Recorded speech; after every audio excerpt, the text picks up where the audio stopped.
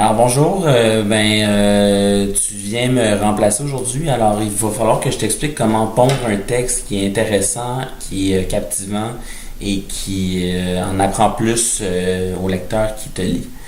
Alors dans le fond, la façon de diffuser le texte souvent avec Succès scolaire, c'est soit de mettre un lien sur la page Facebook ou bien de publier le texte sur le blog. Et puis, dans le fond, ce qu'il faut réussir à faire, c'est à intéresser ton lecteur tout en étant conscient des objectifs de communication que tu as, que Succès scolaire te donne. Donc, la première étape, dans le fond, pour écrire un texte, d'identifier c'est quoi les préoccupations de ton lectorat.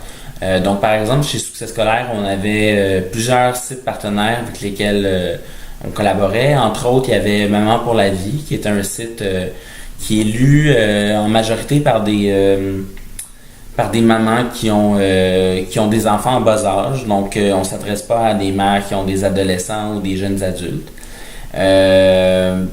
Autre exemple, il y a Infobourg, qui est un site qui parle de l'utilisation de la technologie dans le monde de l'éducation. Donc, tu parles à des gens qui sont déjà sensibilisés à ça, donc tu n'as pas besoin de les convaincre d'utiliser un iPad en classe, ils le font déjà. Donc ça, c'est ce qui est pour identifier les préoccupations de ton lectorat. Ensuite, il faut trouver un sujet intéressant. Moi, ce que je fais souvent, c'est que je vais sur les sites des grands quotidiens, donc le Washington Post, le New York Times, le Monde, le Devoir, la Presse, et je vais voir ce qui se trouve, les sujets qui sont chauds en ce moment dans le monde de l'éducation, les grandes tendances, et puis là, j'essaie de me trouver quelque chose d'intéressant qui correspond à ce que j'ai identifié comme caractéristique pour mon lectorat. Et puis finalement, je résume ça assez rapidement, mais finalement, je vais sur une base de données qui s'appelle Google Scholar, qui recense des articles scientifiques. Et là, je vais aller chercher du contenu pour documenter plus mon texte, pour ajouter une profondeur, des concepts théoriques. Donc, c'est là où vraiment là, je vais donner de la chair à mon texte. Et puis, si j'avais à te donner un conseil ultime, au-delà de tout ce que je viens de te dire, c'est qu'il faut que ce que tu comprennes dans ta tête, il faut que la personne à qui tu t'adresses le comprenne.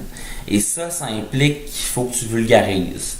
Et la vulgarisation, dans le fond, c'est d'arriver à lire une phrase comme celle-ci et à la rendre digeste pour ton lecteur. Donc ça dit en gros, la problématique repose sur les inégalités sociales dans l'accès au savoir scolaire, reposant entre autres sur la confrontation des pratiques des enseignants et de celles des élèves. Ça, c'est trop compliqué. Il faut que tu décortiques cette phrase-là en une ou deux phrases, puis il faut que tu saches reformuler ce qui est écrit là, de manière à ce que ça soit compréhensible pour une maman, par exemple, qui est sur son Facebook à 7 heures le soir après le souper et qui veut en savoir plus sur le sujet dont tu parles. Donc, écoute, c'est quelques étapes à suivre, quelques clés, et je vais avoir l'occasion de t'en parler plus si tu viens me remplacer chez Succès scolaire. Bonne chance.